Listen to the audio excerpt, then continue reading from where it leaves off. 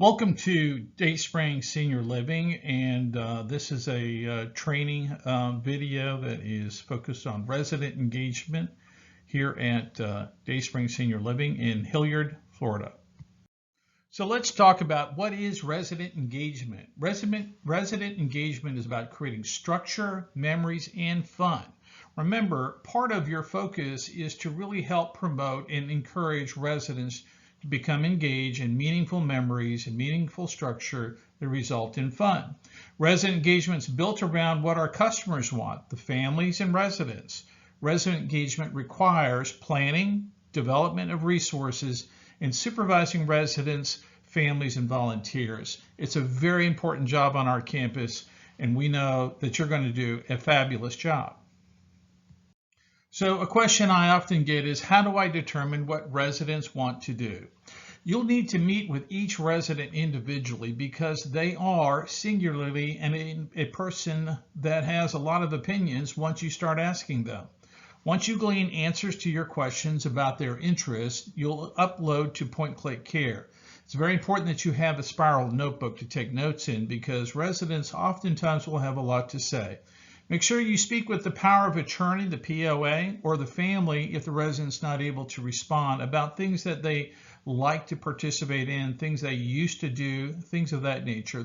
All of that's important collateral for us to have. It's very important that you meet with the residents where they're at. Oftentimes they're at their rooms, but you need to make sure that they have some privacy. It's very important that you write down in your notebook what they have to say, because when you're writing things down, people know and understand that you care about what they're having to say and that you're listening. It's very, very important.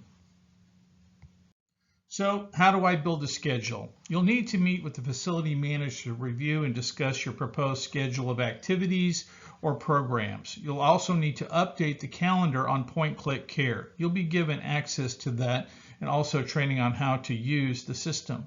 You will coordinate with the volunteers, who again must be vaccinated, and others about the date, time of the activity. You'll post the calendar on the bulletin board. This is required by rule.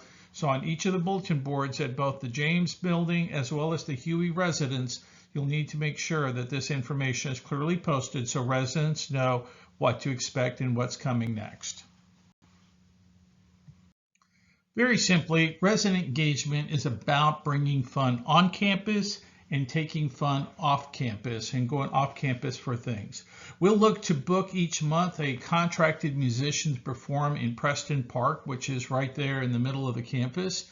You'll also look to gather a list of entertainers, get pricing, review the video material of their work, and review with the facility manager or administrator to get approval. Each performer must complete a 1099 form for tax purposes, and you must make sure that that's turned in down at Franklin Park. You are required to post on social media and make posters in order to make sure that there is awareness on campus that these events are happening and when they're happening so people can become engaged. Again, when you bring engagement on campus and you have others participating, this helps create that social connectedness, that integration with the community, and helps people feel a part of something meaningful. So engagement is about taking residents to fun off campus. So engagement on campus and engagement off campus. We plan to purchase a bus for you to transport people and making sure that we will make sure that it has a wheelchair accessible feature to it. You'll plan excursions, and this is what we call them. We call them excursions to interesting and safe destinations off campus. Again, we want to make sure that the residents are safe from any potential infection by a variant or any sort of SARS-CoV-2 situation. Depending on the distance, there could be a trip charge applied to the trip depending on where we're going. The off-campus events include shopping, restaurants, beach, parks, and other events approved by the facility manager or administrator. So it's important to kind of survey the area and see where you want to go. We do have a private park in Hilliard located there off of 6th Street that is owned by the company and that is available for you to use as well. So let's talk a little bit about what are the responsibilities of the resident engagement coordinator. One, it's to communicate with the residents and families. Second, plan and organize on-campus and off-campus events. 3, develop community resources and sponsors for events. 4, organize volunteers to assist with programs. 5, lead groups in resident projects. Residents a lot of times will have art projects or other things that require staff assistance. Help ensure the TV is working so they can watch their shows. There's a lot of things that can go wrong with the setting on the TV, and they generally start with understanding how to use the remote control correctly.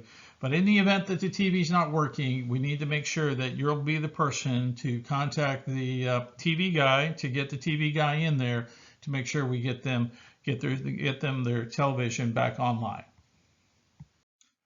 Other aspects of what you'll be doing with the resident engagement responsibilities include assisting residents with online purchases using the new PEX card system. This is a debit card, and this is where resident personal funds will go to. They'll go to the PEX card.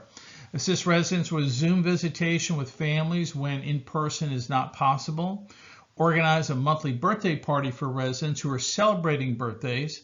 We also want you to assist residents with individual projects that can include outdoor gardening or art projects, as we talked about before. So again, we'll want to make sure that they're engaged. Create opportunities for social engagement to help residents create healthy links with one another. Helping residents build bridges and relationships is very important, and that's going to be one of your responsibilities, to help find those people that should be connecting to each other on our campus and helping them build healthy, constructive relationships. You can also assist with hair care as appropriate and ensure that we are meeting the activities requirement under Florida Administrative Code 59A36. That is an important responsibility that you'll have to make sure that we are compliant with those administrative rules. Let's talk about fall prevention. Fall prevention is a very big deal as you start aging, and certainly in Florida, we know fall prevention is very, very important. So one of the things we want to do is improve balance, and preventing falls is a critical element in all our programs. A routine walk and talk session going around the loop road on campus to help residents who need to help improve their ability to walk is very important. Proper use of their walkers and wheelchairs. Our physical therapy team can certainly help give you some instructions and some quick ways to help improve the use of these devices so residents can help improve their ambulation, their mobility, and help reduce falls. Again, we want to focus on helping improve their balance and preventing falls, and again, part of that is helping getting them stronger. Tips and suggestions on how to improve their balance, those are things that we'll want you to kind of focus on. We'll do some teaching on that a little bit later. Teaching residents how to use their emergency call button. Oftentimes, the resident may have the emergency call button, but they're not quite sure how to use it correctly. So we'll need for you to help them, give them some instructions on how to use these assisted care devices in order to make sure they have a safe, comfortable experience while on campus. Chair exercise classes are important to help improve range of motion. Those can be a lot of fun. You can use the common space areas in order to facilitate those. Also, we want you to use the pedometer to help track how many steps in a day. Make sure that you record the steps into Point Click Care, because that's how we know how much activity they're actually getting. So let's talk about the regulations. There are regulations that govern virtually everything that we do, including resident engagement. They fall under Florida Administrative Code 59A36.007. And so we're going to start right here at the top, social and leisure activities. So residents are encouraged to participate in social, recreational, educational, and other activities. One of the things that you need to focus on is bringing in guest speakers. Guest speakers can be very dynamic. You can bring them in via Zoom. We have Zoom capabilities in our dining room at the James Building. We will soon have Zoom capabilities over at the Huey residence. In fact, I think they're already there. The facility must provide an ongoing activities program. The program must provide diversified individual and group activities, keeping residents' needs, abilities, and interests. The facility must consult with the residents in selecting planning, scheduling, and activities. So this is where community meetings become very, very important. And of course, gathering feedback from those community meetings is very important. So the other thing that we'll do is we'll conduct questionnaires and surveys of residents, asking them how we're doing. This will be something that you'll also be handling for us, is conducting those surveys and gathering that information about their overall satisfaction with things. Scheduled activities must be available 6 days a week for a total of not less than 12 hours per week. Watching television is not an activity for meeting that requirement, so we need to make sure that they're engaged in other activities. A facility whose residents choose to attend day programs conducted at an adult daycare center, senior centers, mental health centers, and other programs may count those attendance hours. And oftentimes our residents will go off campus to an off-campus senior daycare center, and we'll kind of look for opportunities for that to happen. One of the most important things that we do at Dayspring Senior Living is supervision. So supervision must be personal supervision as appropriate for each resident. That includes monitoring the quantity and quality of the resident's diet. Again, that's one of the reasons why we want to make sure when we have mealtime happening that we're monitoring using the point of care device on the tablets. We have some tablets there, and those tablets are to be used to help improve the monitoring of resident diets, daily observation by designated staff of activities of the residents while on premise, and awareness of their general health and safety. So as you see things, you need to record them into your spiral notebook that you should have with you. Make sure they're being documented into point-click care or communicating them with the care coordinator and others on campus.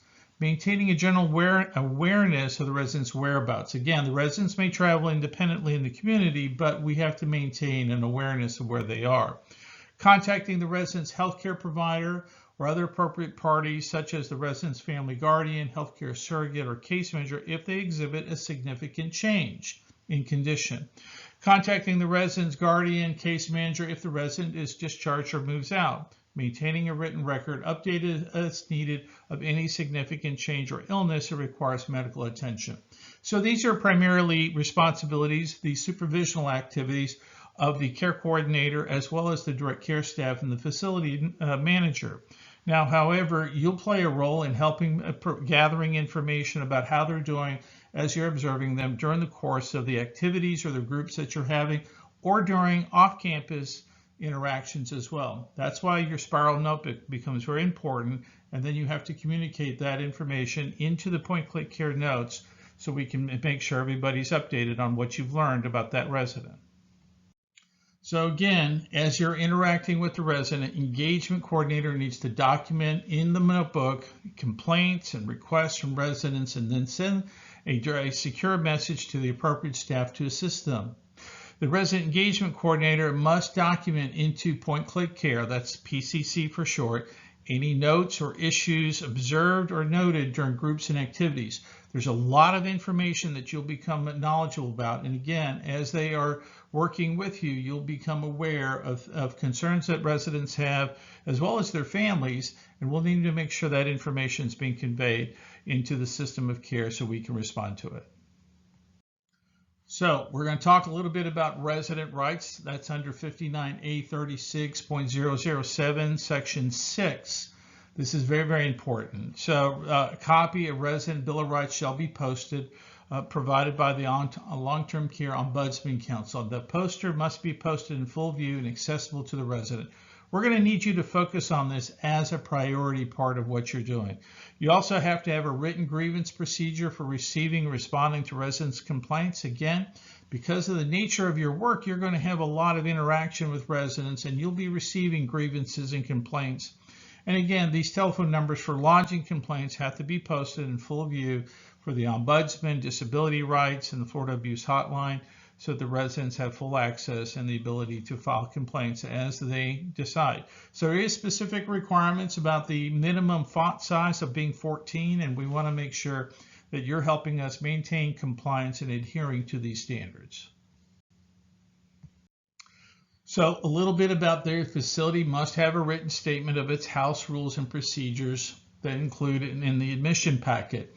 That's something else that you'll be involved with, is the admission packet. So on day one, when a resident comes, you'll be helping facilitate the admission packet and making sure that they are receiving the information. Rules have to address resident responsibilities, alcohol, tobacco use, medication storage, resident elopement, reporting resident abuse, neglect, and exploitation, administrative and housekeeping schedules and requirements, infection control, sanitation, universal precautions, the requirements for coordinating the delivery of services to residents by third-party providers.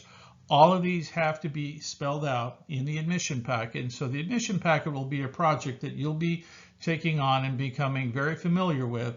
As we have new residents who move in, we'll want you to make sure that you're reviewing these things with them individually. So again, back to resident rights and promoting resident rights and facilitating resident rights. I can't say enough about the importance of resident rights in helping people who live on our campus have a successful experience. The facility must provide residents with convenient access to a phone to facilitate the resident's right to unrestricted private communication. The facility must allow unidentified phone calls to residents for facilities with a licensed capacity of 17 or more in which the residents do not have private telephones. There must be at a minimum a phone available to them in each building. So we have a phone in the Capitol room at the James building. We also have a phone available to residents over in the Huey residence located in what will be the physical therapy space. Now, in the Huey residence, there is capacity for us to connect phones, and we will be connecting phones over there into the rooms. In the James building, certainly many residents can have access to cell phones, and certainly we're going to want you to help work with them to help them access those that are appropriate for the assurance phones or the other sort of cell phones that are accessible to them. In addition to the requirements of this, the use of physical restraints by a facility must be reviewed by the resident's physician annually. Any device, including half-bed rails, which the resident chooses to use, can be removed or avoided without assistance, is not considered a physical restraint. So physical restraints are very important, so you need to be aware of them, monitoring for them, and then being able to, again, collaborate with the care coordinator and the facility manager when you see something that doesn't quite line up to these standards. So obviously, as you can see, there's quite a bit as it relates to Resident Bill of Rights. So no resident can be deprived of any civil or legal rights, benefits, or privileges guaranteed by the law of the Constitution or the Constitution of the United States. And of course, the residents have a right to live in a safe and decent environment free from abuse and neglect, be treated with consideration and respect with due recognition of personal dignity, individuality, and privacy. And so it's important that you knock before entering a room. It's important that you speak kindly and with compassion with the resident, even perhaps when the resident is not having a good day or not being so nice. You need to retain and use their own clothing in their room, so their own personal belongings are very important to them. And so again, before we remove things or before we have an impact on those, we need to make sure that we've demonstrated that it would be unsafe or impractical or infringement upon the rights of others. That's when the facility can intervene, is when something becomes an infringement upon others and others' rights, or it becomes unsafe or impractical for them to have it in their room. So unrestricted private communication includes sending and receiving unopened correspondence. Oftentimes we have a permission to help them with their business mail, but certainly not personal mail. Personal mail should always be directed to them, and we're going to want you to make sure we have a system in place for helping manage their mail, getting their mail to the resident, and making sure that we're in compliance with this standard. Freedom to participate and benefit from community services and activities to the highest degree possible, and interaction within the community. Again, when we take them off campus, this is another way for us to help promote resident rights. Manage his or her financial affairs unless the resident, if applicable, the resident's payee, designee, surrogate, guardian, attorney, in fact, authorized administrator of the facility to provide safekeeping for funds. So managing their personal funds is going to be done through the PEX card system, which is a debit card system to help ensure that they can order things online, that they can order pizzas, they can use it for the person when they go shopping or purchasing items, and also helps manage their expenditure of their personal funds. That will be something that you'll learn more about later. So again, with regards to resident rights, they can share a room with their spouse if both are residents of the facility. Reasonable opportunity for regular exercise several times a week, to be outdoors in regular frequent intervals. And again, we have porches, wonderful porches on both the front and the back of both buildings. And certainly we want to encourage walking around the road area outside there in the facility. We also encourage the exercise of civil and religious liberties. We have Brother Chuck Cooper, who comes on site twice a week to provide religious services, and certainly to provide a service twice a week to the residents. They're not required to attend, but we want to make sure we encourage people to pretend and participate if they decide to do so. Assistance with obtaining outside access to appropriate health care, and at least a 45-day notice of relocation in the event that we decide to terminate them from residency.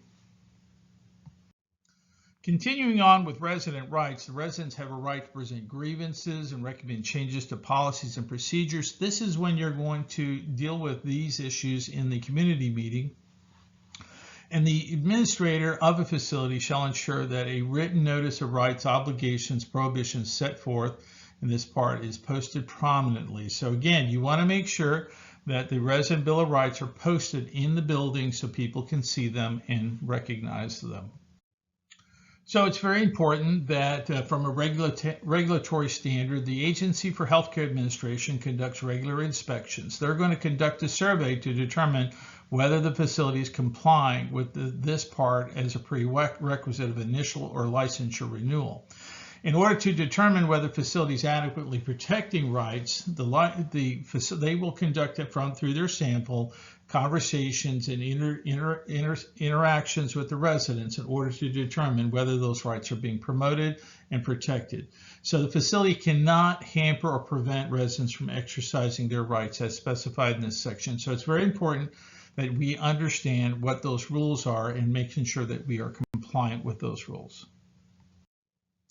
So it's very important to understand the facility may not serve notice on a resident or ask them to leave as retaliation. That's just something we don't do. They have a right to exercise those rights. They have a right to bring other types of actions. And a facility that terminates a resident who participated in their resident rights is clearly that's a problem, unless they have participated for a wrongful reason. So it is important that we are protecting resident rights at all times. And one of the things that we'll have you doing in the context of being the person responsible for engagement is you'll also be monitoring for resident rights and adherence to resident rights. So we're going to want you to kind of help ensure that we're promoting and staying in the right lane as it relates to adherence and compliance with residents' rights on the campus. So any person who participates or submits a complaint or report concerning suspected violations of resident rights is immune from civil or criminal liability, unless such person has acted in bad faith or with malicious purpose. Then of course that is a whole new set of factors. So it's very important that when people are, that they're not using the Resident Bill of Rights or complaint process for a malicious or bad faith. And of course, it's important that people are participating for the right purpose. So at any rate, I want to make sure that we are staying in our lane. One of the major roles that you'll be playing and through your role as resident engagement is you'll be helping us ensure that we comply with resident rights. One of the things that's important to remember about a DNRO is that it is a do not resuscitate order. So it only pertains to the provision of life-sustaining CPR, do not resuscitate order. So in the event that the resident is choking, in the event the resident is having some other type of distress, we're to provide, full assistance with that particular resident. So the only thing that is not to be provided is CPR. That means artificial breaths and chest compressions in the event that person has a sudden loss of heartbeat, etc. So the DNRO is a do not resuscitate order. It does not mean that you're withdrawing care and support. What it does mean is that you're withdrawing a CPR, life-sustaining CPR type services if in fact, or a defibrillator. We do have a defibrillator on campus, and so in those cases you would not deploy either one of them.